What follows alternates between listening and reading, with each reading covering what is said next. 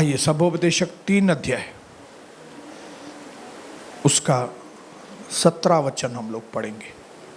सबोपदेशक 3 उसका 17। ओके, पढ़ूं मैं। मैंने मन में कहा, परमेश्वर धर्मी और दुष्ट दोनों का न्याय करेगा, क्योंकि उसके यहां एक एक विषय और एक एक काम का समय है। फिर से पढ़ता हूं। मैंने मन में कहा, परमेश्वर धर्मी का भी और दुष्ट दोनों का न्याय करेगा, क्योंकि उसके यहां एक एक विषय और एक एक काम का समय है। पिता, फिर से एक बार मैं अपने आप को आपके हवाले करता हूं। मेरे मुख का ताबा ले, मेरे मन विचारों का ताबा ले, और मेरे यीशुए जो आप हमको सबक सिखाना चाहते हैं,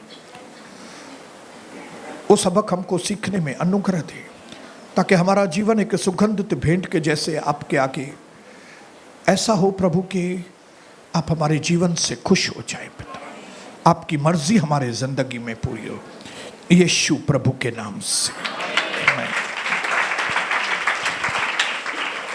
हम लोग इस वक्त सीख रहे हैं सबोपदेशक के किताब से कि प्रभु यीशु मसीह हमको इन किताब से हमको क्या क्या सीखने के लिए बोल रहा है। याद रखना, ये मत समझना कि यीशु मसीह खाली नए नियम में ही है। प्रभु यीशु मसीह पहले वाले किताब से लेके आखिरी वाली किताब तक है। नए नियम में खाली जब वो देहधारी बनकर आया था तब उसका वर्णन है, लेकिन जब तक देहधारी बनकर नहीं आया था, पिता के साथ था, तब भी वो पुराने नियम में भी मौजूद था। हालेलुया। पुराने नियम में भी वो है, नए नियम में भी वो है, और हमारे बीच में भी यीशु मसीह है। हालेलुया। और उसकी पवित्र आत्मा के द्वारा वो हमारे जीवन को दिन ब दिन ऐसा संवारना चाहता है कि हम इस दुनिया के आगे जिंदा परमेश्वर को जाहिर करने वाले लोग बने। हालेलुया। लोग जो परमेश्वर का कई बार ठट्ठा उड़ाते हैं, उनको मालूम नहीं कि परमेश्वर क्या है क्या नहीं है। हमारे द्वारा परमेश्वर उनको दिखाना चाहता है कि जिंदा परमेश्वर क्या चीज। हालेलुया। और वो कैसे हम जाहिर कर सकते हैं? हमारे जीवन के जीने के तरीके के द्वारा। आपके जीवन के जीने के तरीके, आपके चरित्र के द्वारा आप दुनिया को यीशु मसीह दिखा सकते हैं। हालेलुया। मेरी बेटी ने बोला पापा, आप जो मेरे से बात करते हो ना, मैं रात को जब सोती है ना तो गूंजते रहते हैं, वो शब्द गूंजते रहते हैं, मानो कोई जोर से मेरे से बात कर रहा है, वो ऐसा गूंजते रहते हैं। मैं बोला, शबनम, ये जो मैं आपको बात कर रहा हूं ये मेरे शब्द नहीं है, ये शब्द आत्मा है। प्रभु ने कहा मेरे शब्द जो है वो आत्मा है, मतलब ये शब्द में जान है। और ये जान से भरे हुए शब्द जब आपके पास आते हैं तो अंदर कुछ बनता है आपके। सारी सृष्टि इसी शब्द के द्वारा बनी गई है। अगर सारी सृष्टि इस शब्द के द्वारा बनी है और अब वो शब्द आपके अंदर आ रहा है, तो आपके अंदर भी वो कुछ बनाता है।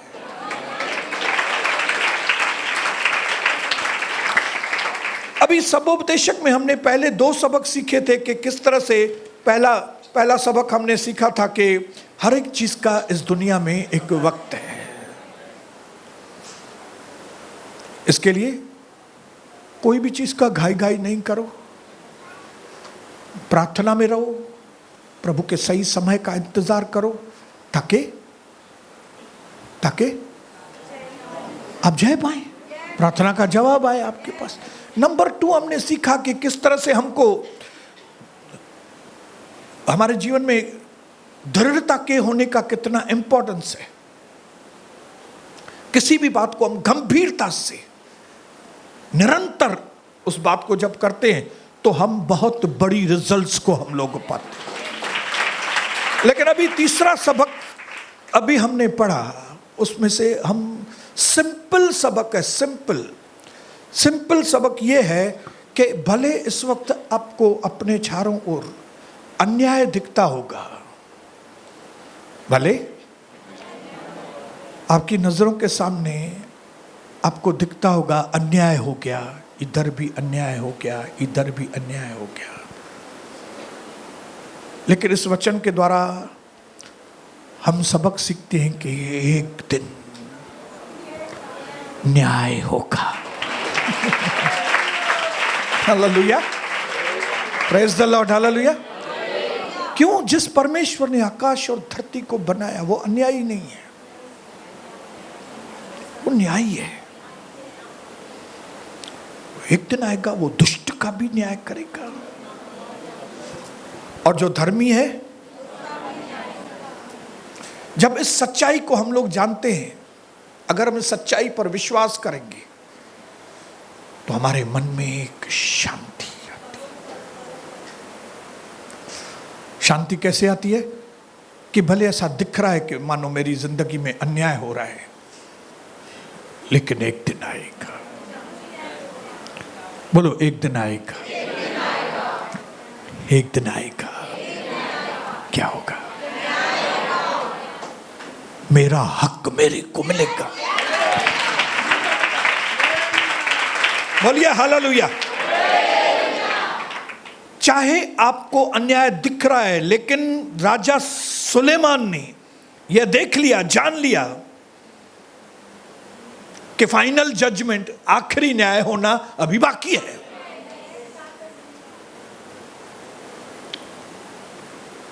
जो चीज मेरी होनी चाहिए अन्याय के द्वारा चली गई है।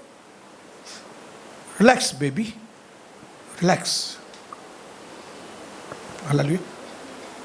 उसने मेरे साथ इतना गलत किया, लेकिन फिर भी उसके साथ अच्छा हो रहा है।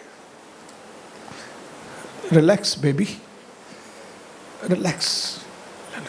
मैंने उसको धंधा सिखाया, मेरा धंधा नहीं चल रहा है, उसका धंधा चल रहा है। रिलैक्स। मैंने उनको बपतिस्मा दिया यहां पे, अभी मेरे लिए ही उल्टा सुल्टा बात कर रहे हैं, और फिर भी इतने खुश लगे पड़े हैं। Pastor Soni, relax baby, relax. क्यों? क्योंकि जिस परमेश्वर की हम आराधना करते, मैं जिसकी आराधना, वो न्यायी है, और उसका न्याय पक्का है। हालेलुया। आपके दुश्मनों के अंदर, आपके विरोधियों के अंदर आपको उसका न्याय नहीं दिख रहा है, शांति रखो। 6 महीने में, साल में, 2 साल में, 4 साल में, 8 साल में, 10 साल में, 20 साल में आपको दिखेगा न्याय।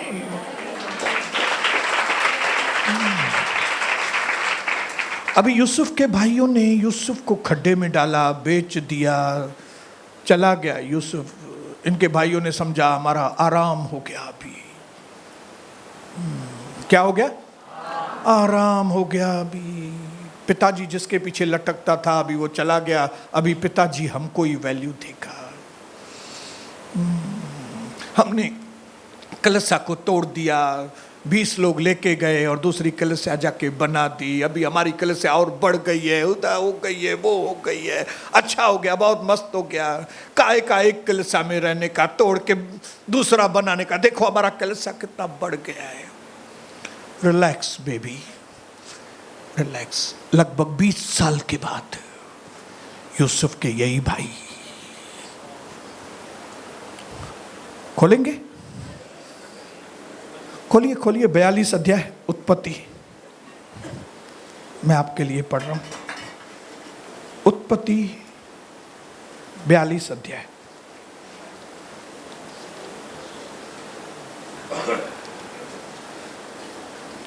उसका मैं पढ़ रहा हूं आपके लिए 21 और 22। अब उनकी हालत बदली है। किसकी? उसके भाइयों की। अभी उनकी हेखड़ी खेखड़ी अभी निकल गई है। कितने साल के बाद? लगभग 18-20 साल के बाद।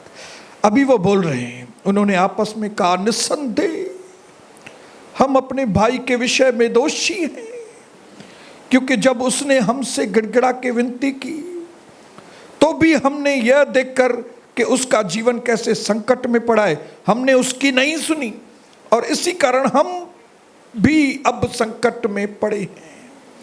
रूबेन ने उनसे कहा, क्या मैंने तुमसे न कहा था कि लड़के के अपराधी मत बनना?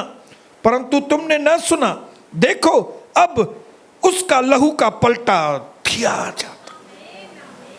हालेलुया। मैंने तुमको नहीं मना किया था कि ऐसा नहीं करना, लेकिन तुम लोग नशे में थे उस वक्त। आज कई लोग नशे में हैं, दुनिया के पैसों के नशे में, सपोर्ट मिलती है लोगों को, नशे में आते हैं और कुछ भी गलत सलत करते हैं और फिर आपको लगता है गलत करने के बाद भी वो लोग बहुत ही आनंदित हैं। ठेंको आनंदित हुए। प्रभु ने पतरस से कहा, तू थोड़ा बुजुर्ग तो हो, तो अभी जितना उड़ना है तू पतरस उड़, लेकिन जब तू क्या होगा तो मैं तेरी कमर कसूंगा, तो खेमा बराबर जली न मोड़ी मला है। हालेलुया। तुझे मैं सीधा करूंगा पतरस। हाँ, यूसुफ के भाइयों, तुम सब लोग मिलकर एक आदमी को इतना परेशान किया। तुमको लगा कि सब हो गया, बात पुरानी हो गई भी, 18 साल हो गए, 17 साल हो गए, अभी क्या है, अभी तो कुछ हुआ ही नहीं। कई लोग सोचते होंगे ऐसा किया हमने, इतने साल हो गए, कुछ हुआ थोड़ी। अभी तो जिंदा हो ना भाई। हाँ? और याद रखना, खाली इस दुनिया तक नहीं है। अगर उन्होंने इस दुनिया में न्याय नहीं देखा, नेक्स्ट दुनिया का न्याय देखेंगे वो। हालेलुया। तो जिन भी भाइयों बहनों ने अपने जीवन में दुष्टता की है, आज मैं उनको बोलता हूं, पश्चाताप नहीं करोगे, भुगतान के लिए तैयार हो जाना। और वो भी पश्चाताप मामूली पश्चाताप नहीं, नहीं नहीं नहीं। बाइबल में लिखा है, अगर तुमने पराई स्त्री को खाली गलत नजरों से देखा भी तो तुमने पाप कर दिया। तो आपने अगर पराई स्त्रियों को देखकर मन में खाली गलत विचार भी किए तो आपने व्यभिचार, आपने दुष्टता की है। और अगर पश्चाताप नहीं करेंगे तो 1 साल, 6 महीना, 2 साल, 3 साल, 4 साल, 5 साल याद आएगा। फिर क्या याद आएगा? हमने अपने भाई को कितना परेशान किया। वो बेचारा हाथ जोड़ रहा था यूसुफ, लेकिन हम लोग सुन नहीं रहे थे। ये कविता सिस्टर हाथ जोड़ रही थी, उनको अलग नहीं होना, हमारे से अलग नहीं होना। वो बोलते थे क्या है अलग है?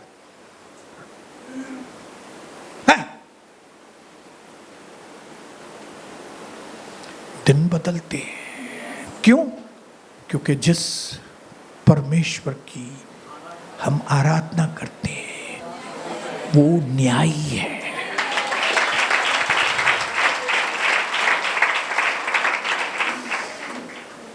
कई बार शायद इस दुनिया में, इस जिंदगी में शायद आपको न्याय नहीं दिखाई दे, लेकिन आप चले भी जाएंगे ना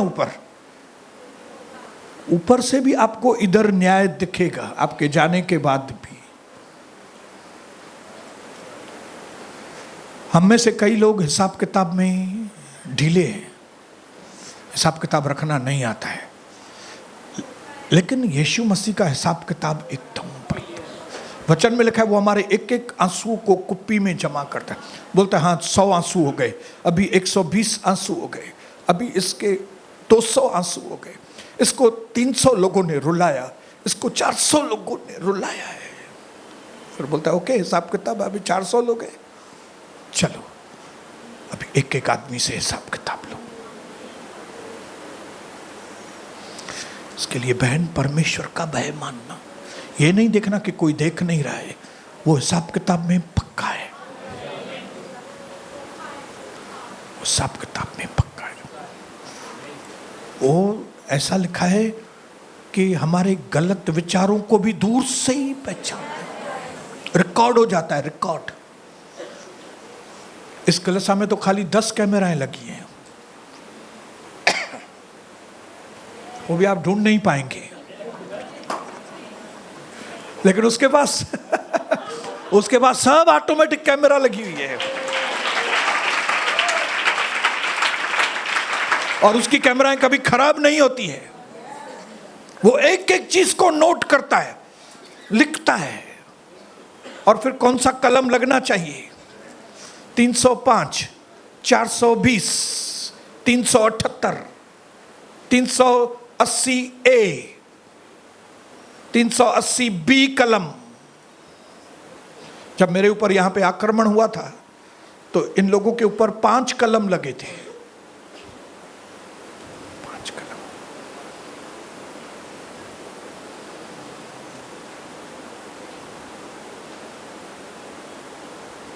मैं प्रभु का दास यहां पे खड़ा हूं और मैंने अपनी आंखों से देखा है, एक भी आदमी छूटने नहीं पाता है। और खाली एक भी आदमी नहीं, मैं खुद भी नहीं छूटा हूं। मेरे को ऐसा प्रभु ने निचोड़ा है। कैसे जी, कपड़ा ना निचोड़ बहन। मैं खाली दूसरों के लिए बात नहीं कर रहा हूं। अगर मैं एक उंगली आपकी ओर कर रहा हूं, 4 मेरी ओर है। ऐसा नहीं प्रभु खाली आपका ही न्याय करेगा, मेरा भी। लेकिन अगर आप चाहते हो कि आप न्याय से बच जाएं तो आप खुद का ही न्याय कर दो, नहीं तो न्याय होगा आपका। आप खुद ही न्याय करेंगे तो नहीं होगा। खुद का न्याय करना मतलब सच्चा पश्चाताप। अपने लहू से धो ले परमेश्वर, मुझे धो ले परमेश्वर। मैंने आपके विरोध में और आपके लोगों के विरोध में मैंने पाप किया। मैं इस लायक भी नहीं पिता कि मैं आपका बेटा कहलाऊं। आप मुझे अपना सेवक ही बना के रखना। लेकिन जब इस तरह का पश्चाताप गुमराह पुत्र ने किया, उसके पिताजी ने उसको सेवक करके नहीं, उसको बेटा करके स्वीकार किया। हालेलुया। जब तक आप पाप छुपा के रखोगे, कन्फेस नहीं, कबूल नहीं करोगे, छुपा के रखोगे, तो आपका भला नहीं होगा। लेकिन जिस दिन आपने मुंह खोला, अपने पापों को कबूल किया और छोड़ दिया, तुम पर दया की जाएगी। ये प्रोसीजर है न्याय से बचने का। पाप करने का तरीका है, उसके नतीजों से बचने का भी तरीका है। मैं यहां पे न सिर्फ आपको बताना चाहता हूं कि दुनिया में कितने पाप होते हैं, लेकिन मैं आपको बताना चाहता हूं आप छूट सकते हैं, आप बंधनों में से निकल सकते हैं, आप दंड में से बरी हो सकते हैं। आपके लिए प्रभु ने मार्ग रखा है और वो है यीशु मसीह।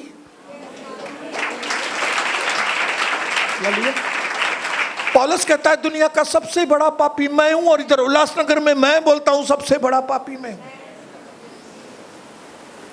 और ये बोलकर क्या हो गया? बरी हो गए। गुनाह कबूल है, हाँ माय लॉर्ड गुनाह कबूल है, चलो छोड़ दो इसको। इधर 100 रुपया 200 रुपया लगता है, लेकिन उस कोर्ट में जब आप बोलेंगे वो बोलेगा छोड़ दो, बरी हो गया।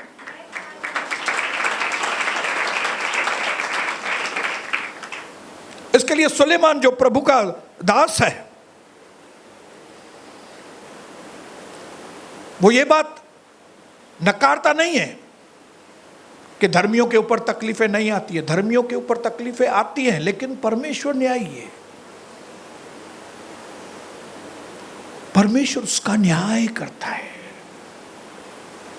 अभिषिक्तों के ऊपर अटैक होता है, लेकिन परमेश्वर अभिषिक्तों का न्याय करता है,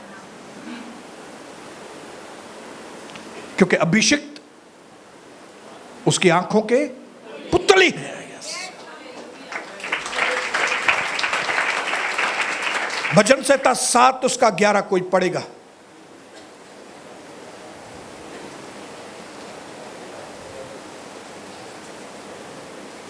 जोर से पढ़े। धर्मी और न्यायी है, परमेश्वर धर्मी और न्यायी है। ऐसा ईश्वर है जो प्रतिदिन क्रोध करता है। हाँ, वो न्यायी है और कोई भी चीज उसकी आंखों से छिपी नहीं है। अभी भी आपको देख रहा है वो, अभी भी मुझे देख रहा है और मेरी नीयत को भी देख रहा है। मैं कौन सी नीयत से आपसे बात कर रहा हूं, सब जानता है वो। जब पापिनी स्त्री उससे मिलने के लिए आई तब उनके चेले मालूम नहीं क्या क्या सोच रहे थे, लेकिन वचन में लिखा है प्रभु को मालूम पड़ गया कि क्या सोच रहे हैं। हालेलुया। प्रभु यीशु को मालूम पड़ गया, अरे तुम इसको पापनी समझ रहे हो और तुम कम हो, ये पापनियां है तमा।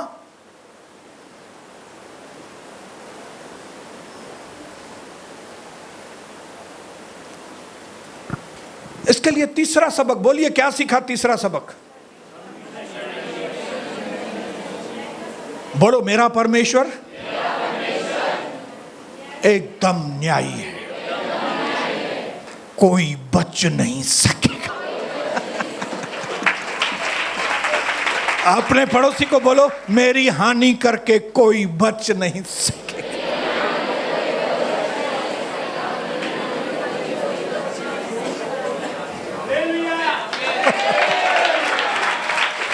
लोगों ने समझा होगा आपका नुकसान कर दिया उसने, आप कुछ भी नहीं कर सकते, ये सोनी क्या है, हालेलुया, इसको क्या, इसको तो कभी भी हम उड़ाएंगे। नको भाई नको, आप ऐसा नहीं कर सकते। वो न्यायकारी है और मेरी बैकिंग वो है, मुख्य उनजी पुट्ठा यीशु मसीह जना। चौथा, यही इसी किताब में चौथा सबक हम लोग सीखेंगे। सबोपदेशक 7 अध्याय,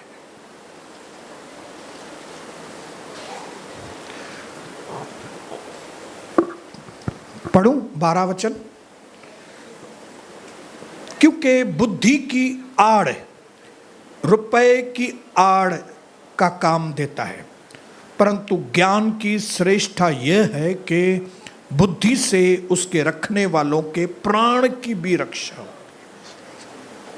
फिर से पढ़ता हूं, क्योंकि बुद्धि की आड़ रुपए की आड़ का काम देती है। मतलब जैसे बुद्धि आपको बचाती है, पैसा भी बचाता है। हालेलुया। प्रिजर्व करता है, संभालता है। जैसे बुद्धि संभालती है हमको, पैसा भी संभालता है। लेकिन ज्ञान की बात यह है कि जिसके पास बुद्धि है उसके प्राणों की रक्षा होती है, वो जीवन पाता है। एक बात में पैसा और बुद्धि को इक्वल बताया, लेकिन फिर बताया कि पैसों से ज्यादा इंपॉर्टेंट बुद्धि है। क्यों? क्योंकि बुद्धि आपको क्या करेगी? आपको जीवन देती है, पैसा जीवन नहीं देता है। किन बातों में पैसा रक्षा करता है? सुरक्षा करता है, बॉडीगार्ड्स रखने में आपकी रक्षा करता है। हालेलुया। कई चीजों से, पैसों से आप अपनी रक्षा करते हो, लेकिन जीवन जो है वो बुद्धि से मिलता है। जीवन वो लोग पाते हैं जिनको ये बुद्धि रहती है कि मैं अपना जीवन परमेश्वर को समर्पण करूं। उनका उद्धार होता है, जीवन मिलता है, मतलब उद्धार पाते हैं। जीवन पाते हैं मतलब पापों की माफी पाते हैं, नया जीवन पाते हैं। पैसों से नया जीवन नहीं मिलता, पैसों से पवित्र आत्मा नहीं मिलता। एक जादूगर ने पैसों से पवित्र आत्मा मांगने की कोशिश की, लेकिन उसका हाल क्या होगा आपको मालूम है। इसके लिए लेखक जो कहता है वो कहता है कि आपको ज्यादा प्रॉफिट अगर चाहिए, आपको ज्यादा फायदा अगर चाहिए, तो पैसों के पीछे नहीं जाओ, बुद्धि के पीछे जाओ। तो यही चीज मैं यहां खड़े होकर आपको बोलना चाहता हूं कि धन अपनी जगह पे अच्छा है, लेकिन उससे अच्छा बुद्धि है। और बुद्धि क्या बोलती है? बुद्धि कहती है कि जो प्रभु कहता है ना वो मानो, ये बुद्धि है। आप जो सुन के जाते हो उसको मानो, इसको बुद्धि कहते हैं। जब आप सुन के उसको मानेंगे, आप एक ऐसे बुद्धिमान व्यक्ति की तरह जो अपना घर चट्टान के ऊपर बनाते हैं। आंधी आई, तूफान आया, बारिश आई, टक्करें लगी, लेकिन वो घर गिरा नहीं, क्योंकि वो घर चट्टान के ऊपर बना था। हालेलुया। मसीह की दुनिया में कई आए, कई चले गए। निर्भर करता है किसने किस तरह का घर बनाया। मालूम नहीं आज भी कितने लोग यहां पे हैं अपना घर रेत के ऊपर बना रहे हैं कि चट्टान के ऊपर बोल नहीं सकते। लेकिन मैं यहां खड़े होकर आपको बोलना चाहता हूं भाइयों बहन, अपना घर चट्टान पे बनाना। और चट्टान हमारा यीशु प्रभु है। चट्टान ये है परमेश्वर का वचन। हालेलुया। मुझे पुठियां लटकण जे बदले यीशु जे पुठियां लटकंदो घर ॾाढो मजबूत। मैं बिल्डर नहीं हूं, यीशु मसीह बिल्डर है। यीशु मसीह कौन है? बिल्डर है। उसके पीछे दौड़ेंगे ना, आपका घर मजबूत बनेगा। मुझे पुठियां न पो, मां पाण हुन जे पुठियां आहियां। खाली मेरे पीछे नहीं, कोई भी पास्टर के पीछे नहीं भागो। वो बहुत अच्छा है, वो बहुत पावरफुल है, ये है। ये पागल लोग हैं जो इस तरह के बात करते हैं ना, ये पागल लोग हैं। इनको नहीं मालूम यीशु मसीह सबसे पावरफुल है। हालेलुया। अगर आपने बाइबल को एक अच्छी तरह से खाली पढ़ लिया ना, आप योद्धा बन जाएंगे। आपने बाइबल अच्छी तरह से पढ़ा ना, इतनी बुद्धि आपके अंदर आ जाएगी, आप सोचेंगे मैं कैसा व्यक्ति था यार, मैं कैसा बन गया। आप सोचिए, यूसुफ था तो बेवकूफ ना, कौन सा दर्शन देखा, किसको बता रहा है मालूम ही नहीं। उसको नहीं मालूम था मैं जिसको बता रहा हूं वो लोग मुझे मार के पूरा खत्म कर देंगे, काम पूरा कर देंगे। लेकिन जैसे जैसे समय बीता, प्रभु के साथ उसने समय बिताया, तो क्या हो गया? बुद्धि। हालेलुया। बुद्धि आई। बुद्धिमान जब भाई उसके चपेटे में आए जब यूसुफ के चपेटे में भाई आए, तो उसको मालूम था कि अभी सीधा ही मैं अगर उसको बोलूंगा मैं यूसुफ हूं, मैं आपका भाई, अरे मुझे नचे इनन के मां सिद्धो कंदुम पैरूं, मैं इसको पहले सीधा करूंगा। इनका सीधा होना बहुत जरूरी है। ये भले मेरे भाई हैं, लेकिन ये टेढ़े हैं। ये मेरी फैमिली है ना, टेढ़ी है। आपको मालूम है कई लोगों की फैमिलियां टेढ़ी है। सिर्फ प्यार से नहीं। कैसे?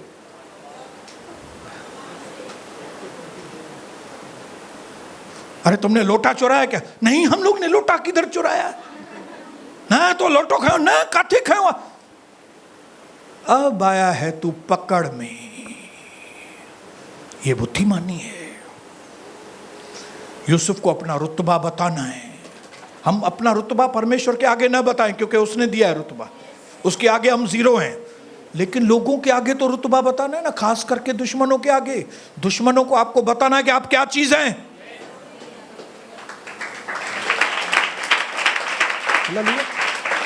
उनके आगे जब मैं कार से उतरता हूं, स्टाइल के साथ ऐसे करके दरवाजा बंद करता हूं। उनको मालूम हो मैं कौन हूं। टेकड़ी से उतरेंगे, उनको मालूम पड़ना चाहिए मैं कौन हूं। तो वो लोग हमको तुच्छ समझेंगे नहीं। तो हे प्रभु है मानू ये ये छो था क्यों ये लड़ा।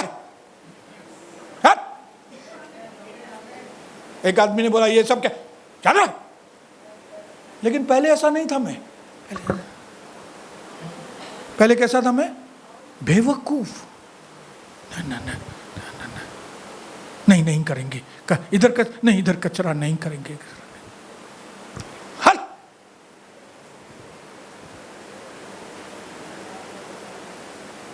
जो होगा देखा जाएगा। क्यों? मुझे किसी की बैकिंग है, उसने मुझे रुतबा दिया है, उसने मुझे अथॉरिटी दी है, उसने मुझे अधिकार दिया है, उसने दुश्मनों की सारी ताकत के ऊपर मुझे अधिकार दिया है। और अगर मैं बुद्धिमान हूंगा तो वो अधिकार को इस्तेमाल करूंगा। अगर मैं बेवकूफ होऊंगा तो अब देखना कभी मैं इधर से उतरता कैसे हूं नीचे, या अपने कॉम्प्लेक्स में कैसा उतरता हूं। आप देखिए रुतबा ही अलग न बदा। असांखे तो प्रभु चयो आहे नम्र थी, बिल्कुल नम्र थी। लेकिन प्रभु ने कहा सांप की तरह चतुर, खाली बोला नहीं कबूतर की तरह भोले बनो, सांप की।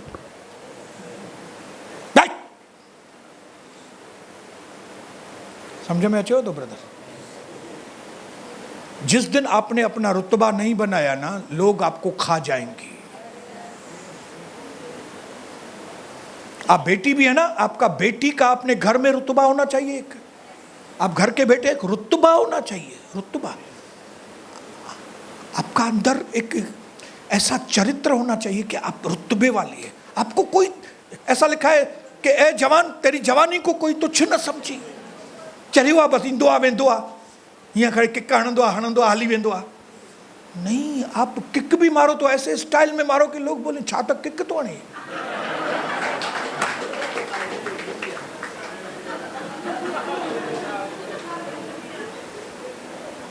कपड़े पहनो तो ऐसे रुतबे से पहनो कि आप, क्यों लोग आपको कोई तुच्छ न समझे। ये दुनिया को क्या लगता है कि हम मसीह, यीशु मसीह के लोग जो हैं वो तुच्छ लोग हैं। हम लोग रॉयल लोग हैं। लेकिन अगर आप ये रॉयल लोग हैं तो आप बताओ ना कैसे रॉयल हैं। आपके चाल चलन से, आपके बात करने के तरीके से, हर तरीके से आप बताओ आप कितने रॉयल हो।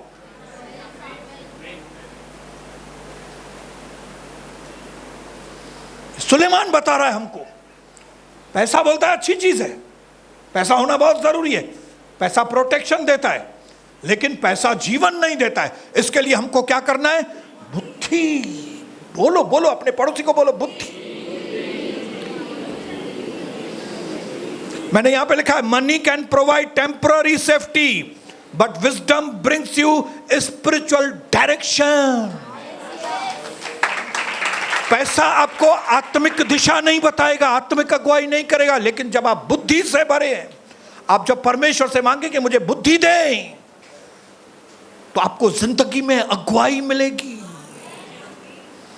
इसके लिए अपने टाइम को इन्वेस्ट करो सही तरीके से। किसमें? बुद्धि पाने में इन्वेस्ट करो। पैसे के लिए कम समय दो, बुद्धि पाने के लिए ज्यादा वक्त दो। वाई? बिकॉज बुद्धि is more important than money. बोलो बुद्धि ज्यादा इंपॉर्टेंट है। बोलो पैसे से ज्यादा इंपॉर्टेंट है बुद्धि। पैसों से बुद्धि नहीं आती, बुद्धि से पैसे आते हैं। आप बुद्धिमान है ना, पैसे आते शुरू हो जाएंगे आपके पास। लेकिन अगर आपके पास पैसे और बुद्धि नहीं है तो पैसे जाते जाएंगे आपके। बेवकूफ है हथन में करोड़ रुपये नहीं छड़ियो। बेवकूफ के आदमी के हाथ में 1 करोड़ दे दो। इसके लिए प्रभु कई अपने लोगों को इतना जल्दी पैसों का आशीष नहीं करता है, धीरे धीरे आशीष करता है। जैसे उनकी बुद्धि डेवलप हो, फिर प्रभु उनको थोड़े और पैसे देता, फिर बुद्धि डेवलप हो। प्रभु चाहे तो आज ही सबको करोड़पति बना सकता है, नहीं बनाता है। उसको मालूम है चरे जे हथ में जेकॾहिं बांदर जे हथ में उस्तरो ॾींदुमि, अगर बंदर के हाथ में उस्तरा दे दूंगा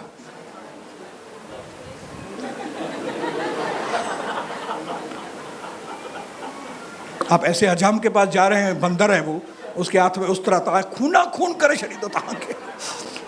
आप बोलेंगे उसको भाई मैं दाढ़ी उतारने के लिए आया, वो बोलेगा मैं आपका गाली उतार देता हूं।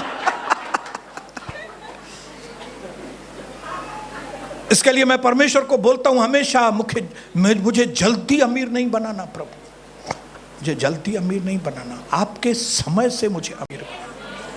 के समय से। हालेलुया। जैसे जैसे बुद्धि होगी आपके पास पैसे आते जाएंगे, बुद्धि बढ़ेगी पैसे में आशीष आएगी। आप चरी चिबरी हैं, पैसे नहीं आएंगे। समझ रहे हैं आप? चरी चिबरी रहेंगे इतरो ही नंडड़ो ही पर्स हुंदो है, उसमें भी 10-10 के नोट रहेंगे खाली। लेकिन अगर आप बुद्धिमान हैं तो पेरिस की पर्स आएगी आपके हाथ में, और उसके अंदर नोट नहीं डॉलर आएंगे।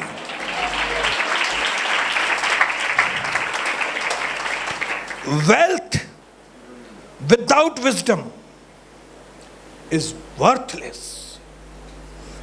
पैसा बिना बुद्धि के कोई काम का नहीं है। लेकिन जब पैसा आपके पास है और उसके साथ बुद्धि भी है तो आपको मालूम पड़ता है पैसा कैसे यूज करें, उसका बराबर कैसे फायदा उठाएं।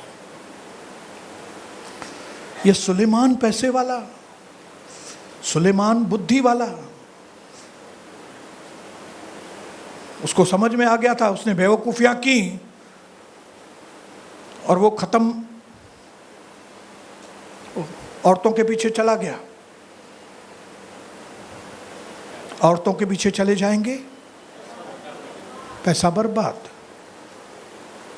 क्योंकि ये शरीर पवित्र आत्मा का मंदिर है, बाकी सारे पाप शरीर से बाहर है। एक व्यभिचार है जो शरीर के अंदर पाप होता है, जो परमेश्वर के मंदिर को डायरेक्ट खराब करता है। इसके लिए जो भी लोग व्यभिचार में हैं वे बर्बाद होते हैं, नो डाउट। चाहे वो पास्टर हो, लीडर हो, कोई भी हो। इलाज है प्रभु के पास अगर आपको कराना है। नहीं कराना है तो हमेशा हुआ ही प्रार्थना, प्रभु माँ कब चोर आया, मैं जब भी देखो मेरे मन में गलत विचार आते। अरे तो मांगो ना प्रभु से मदद मांगो।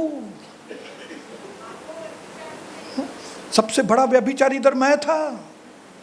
1993 तक जितना मैंने गलत काम किए किसी ने नहीं किए। लेकिन अगर प्रभु मुझे अपने खून से पवित्र कर सकता है तो आपको क्यों नहीं पवित्र कर सकता? आपको क्यों नहीं कर सकता भाई? हालेलुया। आपको क्यों नहीं दारू दफा से पवित्र कर सकता है? आपको क्यों नहीं गलत काम से परमेश्वर छुड़ा सकता है?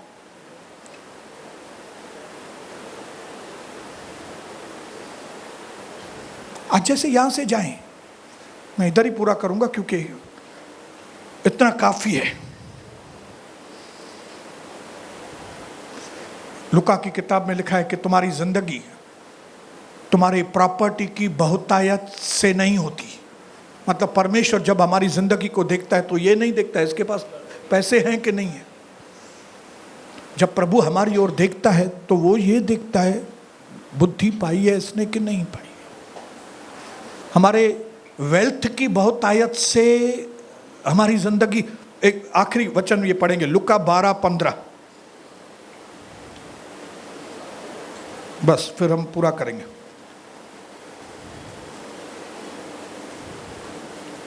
और उसने उनसे कहा, चौकस रहो और हर प्रकार के लोभ से अपने आप को बचाए। हर प्रकार के लोभ से अपने आप को बचाए रखना, क्योंकि किसी का भी जीवन उसकी संपत्ति की बहुतायत से नहीं होता। संपत्ति की बहुतायत से जीवन नहीं होता। आपके पास पैसा बहुत है तो प्रभु बोलेगा अरे यार हे चेबोती मानू, नहीं।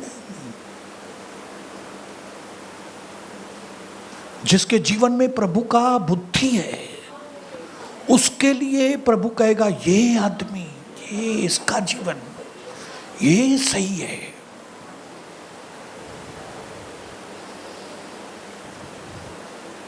आज इंपॉर्टेंस, इसकी अहमियत को जानकर यहां से जाना भाइयों बहन। ये जानकर के पैसा अच्छा है, लेकिन आपको थोड़ी मालूम कि आपके जाने के बाद आपके पैसे का क्या होगा। आपका बेटा उसको संभालेगा कि नहीं, आपका बेटा भी रहेगा कि नहीं, मालूम नहीं है। लेकिन आपकी बुद्धि आपके जीवन को संभालती है। वो आपको यहां से ट्रांसफर करके वहां जीवन का ट्रांसफर करेगी आपको ऊपर तक, धन दौलत नहीं करेगी। मेरी यह प्रार्थना है भाइयों बहनों कि आप प्रभु का दर्शन के भाई और बहनों, आप ये चीज की अहमियत को समझें कि परमेश्वर कभी भी आपको बुद्धिमान देखना चाहता है। उसको मालूम है ये मेरा बेटा बुद्धिमान होगा तो धन आएगा ही आएगा, आपके पास धन आएगा ही आएगा। मेरी बहनें, अगर आप बुद्धिमान हैं, आपके घर में किसी अच्छी भली वस्तु की घटी नहीं होगी, पैसा आपके घर में फ्लो होगा। लेकिन अगर आप बुद्धिमान नहीं है तो जो पैसे हैं वे भी पंहिंजे घर के कभी भी धर्मशाला न कहो, बेवकूफ़ी नहीं करना कभी भी। आज वो टिकने के लिए आ गया, आज वो टिकने के लिए आ गया, आज वो रहने के लिए आ गया, ये घर बर्बाद होने वाले हैं। ये घर आने वाले समय में बर्बाद होने वाले हैं। क्यों? क्योंकि मूर्ख लोग रहते हैं उसमें। लेकिन जो बुद्धिमान लोग हैं उनको घर का दिया किसको दिखाना नहीं चाहिए। मेरे घर में क्या है, मेरे घर में क्या हो रहा है, क्या किसी को भी मालूम नहीं पड़ना चाहिए। तब आपकी संपत्ति बढ़ेगी।